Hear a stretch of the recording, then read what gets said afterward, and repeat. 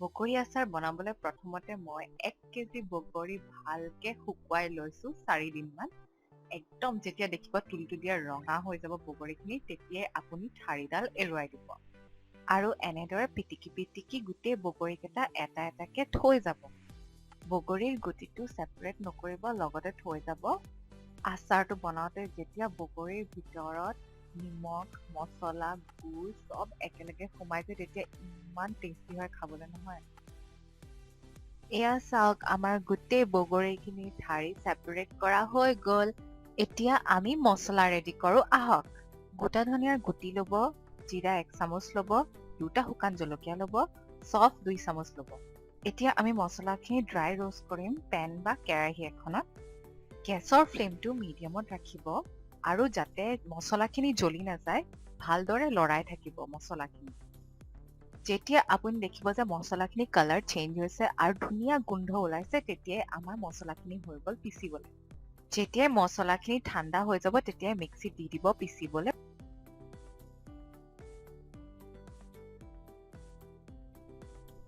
এয়া চাওক ভালদৰে আমাৰ মছলা গুৰি হৈ গ'ল এতিয়া আমি বগৰীখিনি ভাজিম বগৰীখিনি ভাজিবলৈ আমি গৰম কেৰাহী এখনত 150 ml তেল লৈছো যেতিয়াই তেলখিনি গৰম হৈ যাব তেতিয়াই আপুনি পাঁচফোৰণ 1 টিস্পুন দি দিব যেতিয়াই পাঁচফোৰণখিনি ফুটিবলৈ ল'ব তেতিয়াই আপুনি 3-4টা মান শুকান জলকীয়া দি দিব তেলতে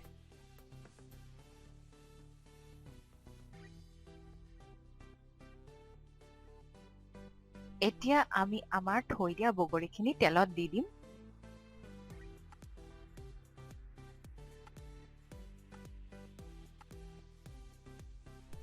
এতিয়া আমি আমাৰ বগৰীখিনি ভালদৰে তেলত ভাজি ল'ম কাৰণ তেতিয়াহে আপুনি সেই কেঁচা টেষ্টটো নাপায় খাওঁতে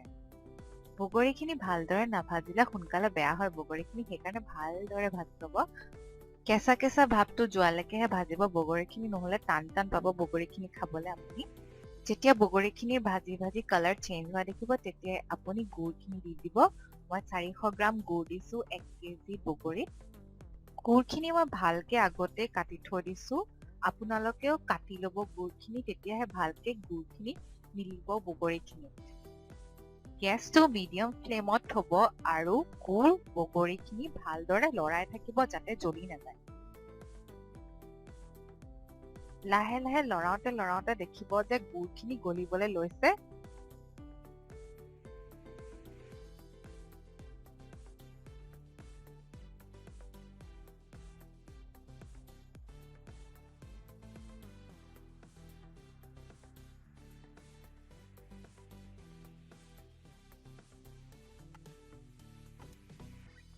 যেতিয়াই দেখিব যে ভালদৰে গুড়খিনি গলি গৈছে তেতিয়াই আপুনি পিচি থোৱা মছলাখিনি দি দিব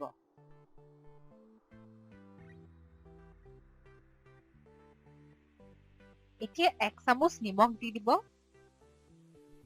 এতিয়া নিমখ আৰু মছলাখিনি ভালদৰে বগৰী আৰু গুড়ৰ লগত মিক্স হ'বলৈ দিব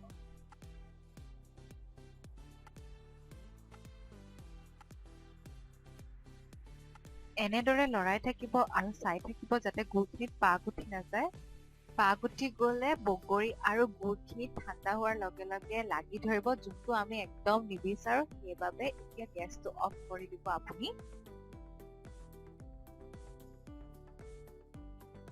দেখিছেনে গেছটো অফ কৰাৰ পাছতো কিমান গৰম হৈ আছে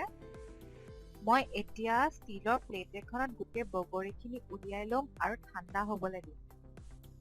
যেতিয়াই একদম ঠাণ্ডা হৈ যাব তেতিয়াহে বগৰীখিনি বটল এটাত ভৰাই থম